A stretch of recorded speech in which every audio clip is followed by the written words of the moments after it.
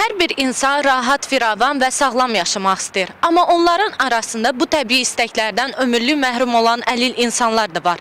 Lakin fiziki məhdudiyyətlərinə rəğmən onlar idmanla məşğul olaraq digərlərinə örnək olmağa çalışırlar. Belə idmançılardan biri isə Bakı 2017 İslam Həmrəyliyi oyunlarının qalibi, London və Rio Paralimpiya oyunlarının iştirakçısı Samir Nəbiyevdir. O fiziki qüsurlu olmasına baxmayaraq, idmana olan marağı bu sahədə əldə etdiyi uğurları ilə hər kəsə nümunədir. 17-ci ildə lövhə atma üzrə Avropa rekordunu təzələdim və dünya rekordunu saymadılar, təəssüf olsun ki. 2017-ci ildə İslam oyunlarında 2 qızıl medal götürdüm. Bu ən böyük uğurlarımdan biriydi və bu mənim həyatımda demək olar ki, çox böyük dəyişiklik oldu. Çox böyük dönüş oldu. O deyir ki, uğurlarına görə ilk növbədə valideynlərinin onu idmana gətirmələrinə borcludur. Bəzi yerdə məsələn iş təklifləri getmişdim, alınmırdı. Məsələn, İslam oyunlarından sonra özləri təklifi buyurdular ki, gəl burada bunu işləyək, onu işləyək. Amma ona qədər heç bir iş təkliflərinə rədd cavabı vardı. Deyirlər, sən işləyə bilməzsən.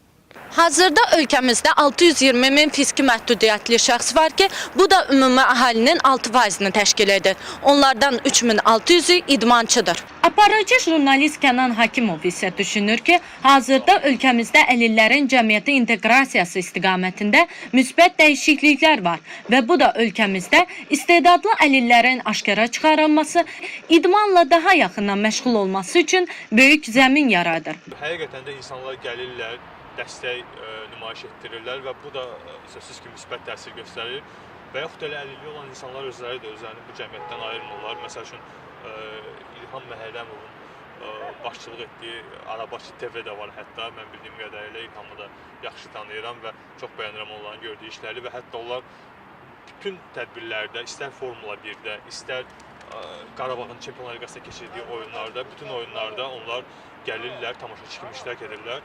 Bu özü də müsbət bir tendensiyadır. Əlil Təşkilatlar İttifaqının prezidenti Davud Rəhimlinin sözlərinə görə isə hazırda idman nəinki sağlam insanlar arasında, hətta sağlamlıq imkanları məhdud olan şəxslər arasında da geniş yayılmışdır.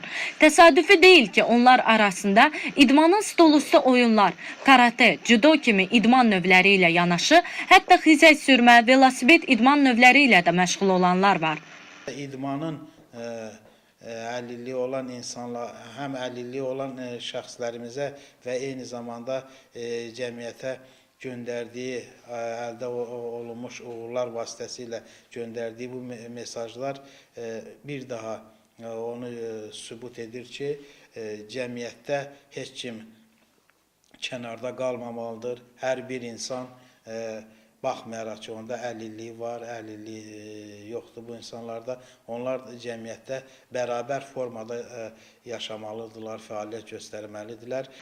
Dövlətimiz sağlamlıq imkanları məhdud olan insanların və əlillərin idman vasitəsilə reabilitasiyası, adaptasiyası məqsədi ilə ölkədə fəaliyyətdə olan idman obyektlərində onların həyata inteqrasiyası üçün müxtəlif bərpa xidmətləri və idman tibbi sağlamlıq mərkəzlərində geniş şərait yaratmışdır.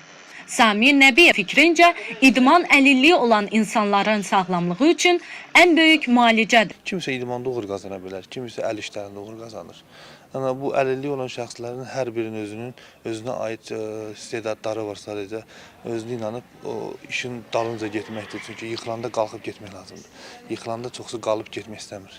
Ərinirlər, çəkinirlər, tənbəllik eləyirlər. Ona görə gəl tənbəllik eləməksən, yıxılın vaxtında dura biləsən.